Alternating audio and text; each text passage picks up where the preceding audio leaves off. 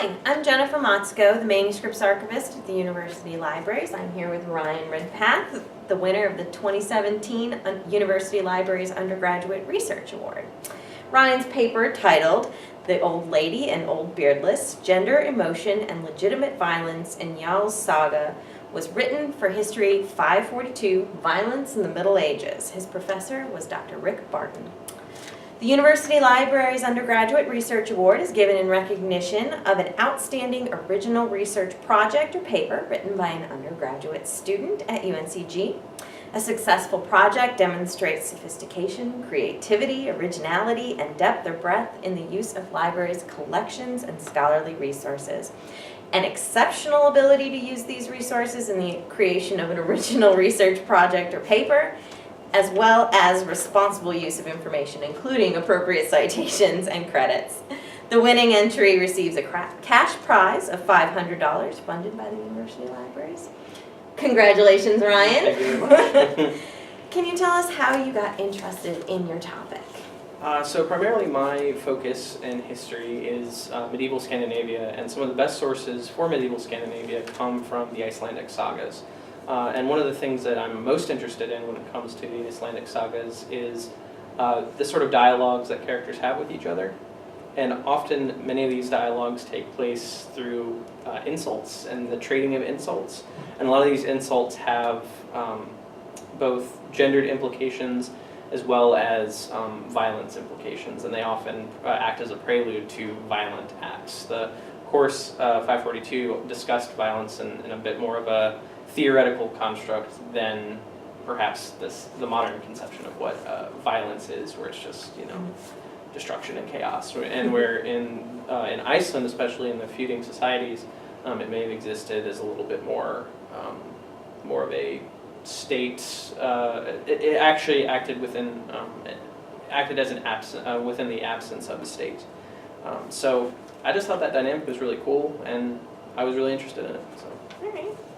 So tell us a little bit more about your paper specifically and why you think your research is significant. So as I kind of talked about, is that Icelandic sagas have a lot of very colorful language and very colorful scenes, and so I think the goal of my paper was primarily to see how the interaction between the performance of gender, be it masculine or feminine, because these kinds of binaries are shifting in our modern culture, and I think that this shift can be seen a lot earlier, and can be even seen in this medieval society where gender did not exist as much as a binary, but more on a spectrum, and that certain insults and certain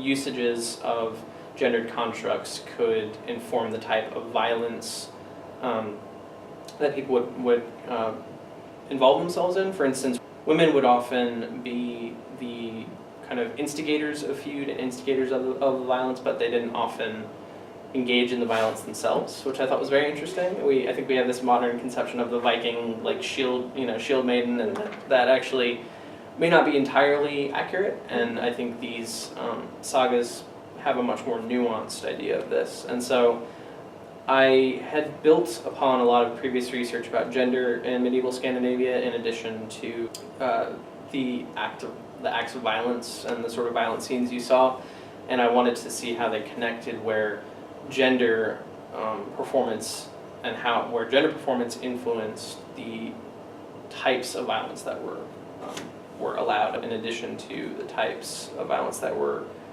kind of given attributions by other characters. While doing your research, what library resources did you find helpful? I think the two resources I found primarily helpful was the interlibrary loan system, where you could request books from other libraries. Icelandic sagas aren't exactly the most sought-after resource ever, and so trying to find the proper translations and the most recent and kind of accurate interpretations of that sort of resource was particularly important. So both in the primary sources and the secondary sources. And another part of the secondary sources was the online databases that are connected through the UNCG libraries.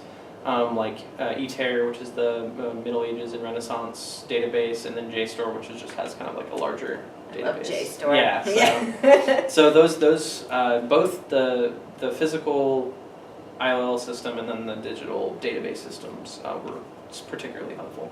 Excellent. So how do you expect the research skills you've used for this paper will help you in the future with both school and in your career? That's a wonderful question, and as I'm graduating soon, this is something I'm interested to see. I think primarily the research skills that I used for this will translate really well to, both solving problems in the job where most people would look at a problem and say, oh, well, I don't really know anything about this and I don't know how to solve it, whereas I would argue that I'm a little bit more driven when it comes to those sorts of things. And so when it's, what can I find out about a problem in order to solve it, I think those kinds of skills really would be helpful. As far as a career, I'm interested in going into academia, so I mean, it's definitely going to carry over. It's definitely going to be applicable to my future pursuits, I think. Finally, do you have any advice for future students who are going to apply for this award?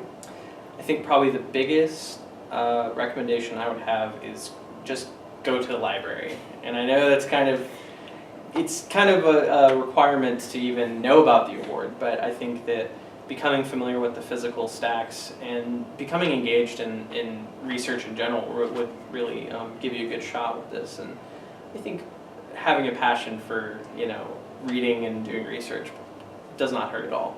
So. Well, thank you very much. Thank you.